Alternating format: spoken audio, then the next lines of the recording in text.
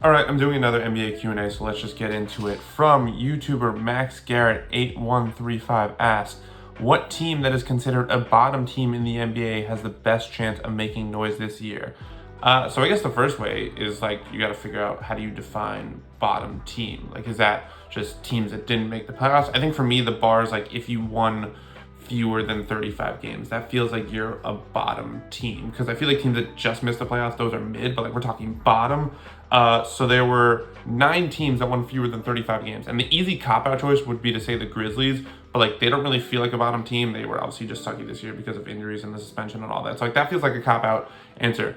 And like, so I thought about it, and like, as much as I don't want to say them because they feel like the obvious choice, I feel like the Spurs are the logical answer. And obviously so much of that is because Victor Wembanyama is like a nexus being sent here from the multiverse to destroy this entire universe.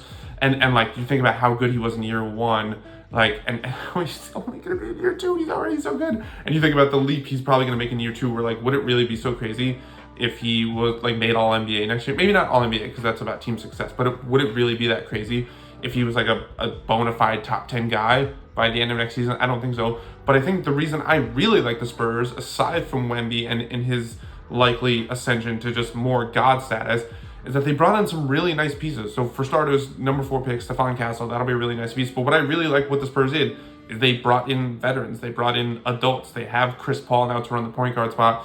You consider last year to go from Jeremy Sohan running the point guard to Chris Paul, the point guard, running the show. I think that's going to be so great for Wemby in particular, to be able to run the 2-man game with a Hall of Fame point guard. But also, he's just going to make life easier for everyone. He's going to be able to like run an actual NBA offense, which I think the benefits of that, cannot be understated. And then also Harrison Barnes, another veteran, solid, size at the power forward spot, who could also shoot the 3. I think just like having those 2 guys, having those 2 veterans in town, I think it was going to make the Spurs much more professional, I think much more competitive.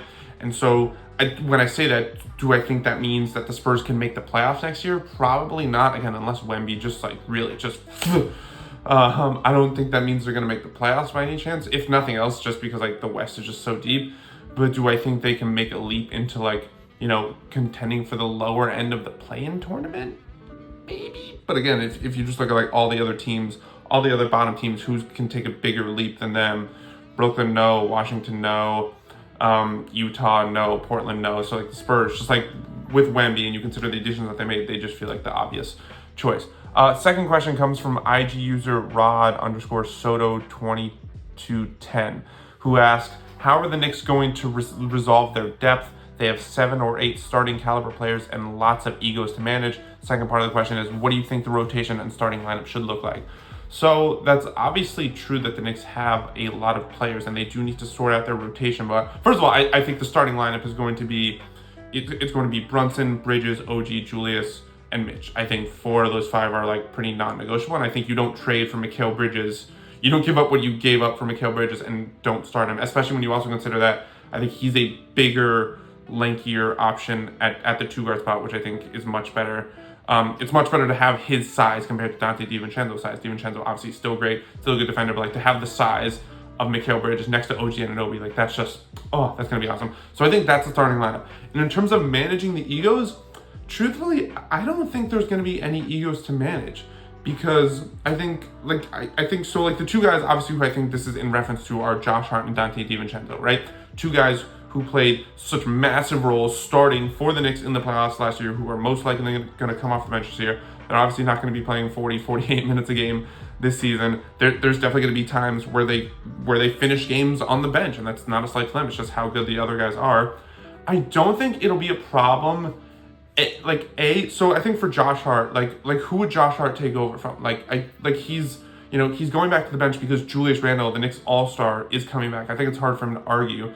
And as far as like the Dante Josh Hart versus Mikal Bridges, I don't think it's going to be an issue, in large part, because I think Bridges is just a great player, and I think anytime a great player comes in, I think it'll be easy to sacrifice. But I think what truly makes me feel like this is just not a non-issue for the Knicks is because like Mikal Bridges is their guy. Like, it's the Nova squad. It's like, it's much easier to make those sacrifices when it's for your friend, when it's for your guy, when it's for someone you feel comfortable with. Obviously, if it's for a player you never really met for, you don't have a relationship for, it's much more difficult. But like Mikal Bridges is their friend.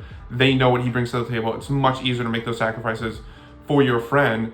And I also think like as long as the Knicks, you know, and this is not to say that it's not going to be difficult for you guys, because again, when you go from playing these massive minutes and you're finishing out these games and you're such a big part to now like finishing games on the bench through no fault of your own, that's going to be a tough adjustment naturally, just from a human component.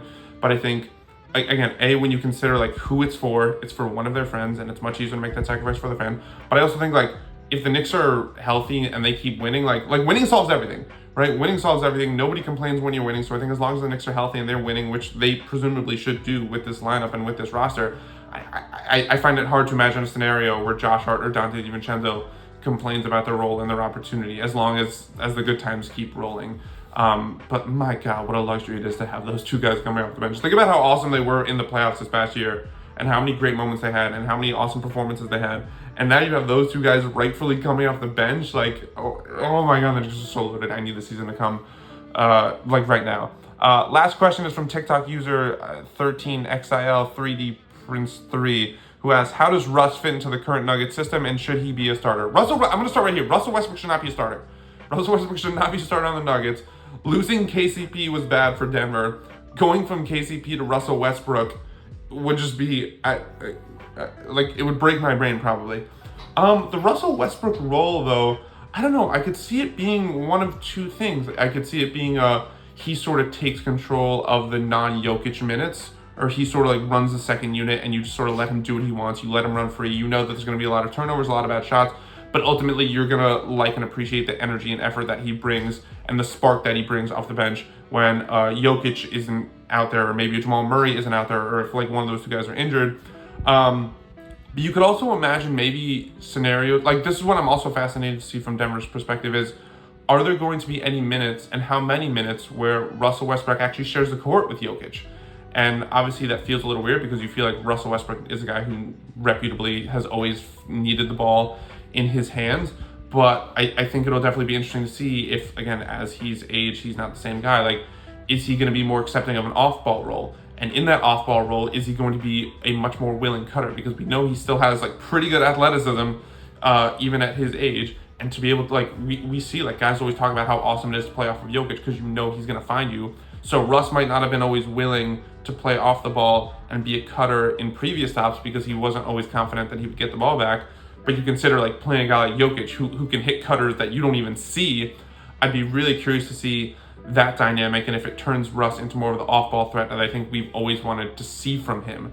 So I think it's going to be a lot of experimenting early on, like Russell Westbrook, you know, controlling the second unit, Russell Westbrook playing alongside Nikola Jokic. I don't think he's going to start. I don't even know if he's going to finish games. I don't even know if he's going to play more than 20 minutes a night. I don't know. It's going to be very interesting. And I think like the first chunk of the season, it wouldn't surprise me to see Michael Malone experiment with like letting Russ be Russ, but then also having these opportunities of, hey, Russ play off Jokic and cut and do all that stuff. And which I think could be really cool because Russ still pretty explosive, still pretty athletic. I think would be really cool to see him in more of that off-ball role, playing off Jokic and receiving those insane backdoor passes and all that stuff from one of the best passers ever.